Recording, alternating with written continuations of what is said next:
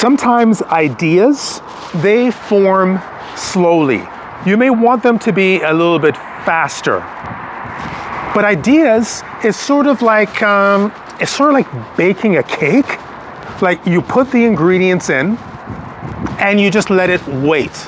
You let it, I guess, simmer. I'm not a baker. My wife, she's the cook. So this analogy may even fall apart, but hopefully you get what I mean. You put all the ingredients in, the things that's on your mind, and they may not be all that correct, but you just let it bake for a while. And then over time, just like a delicious cake in the oven, it rises and rises. That's what an idea is like. There are some ideas that I had on Welcome to Earth Stories. I had an idea. Okay, I'll give you this. I wanted to write a story about time traveling, but I didn't want it to be the same type of stories that you heard before on time traveling.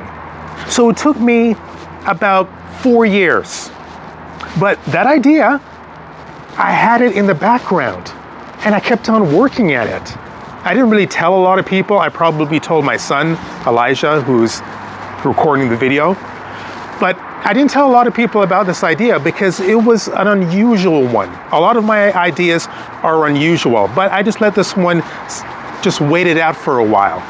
And then slowly but surely, after year 1, after year 2, all the way to year 4, the idea was just right. So I took it out of the oven, right? I dipped my finger into it. I tasted it a little bit. It wasn't quite ready. Put it back in. And then finally, it was ready. It was ready to be published. So don't be discouraged. Don't think that you have to have ideas that run really quickly. Sometimes the best ideas is not in an epiphany, right? It's slow. It takes time. That's about it for me.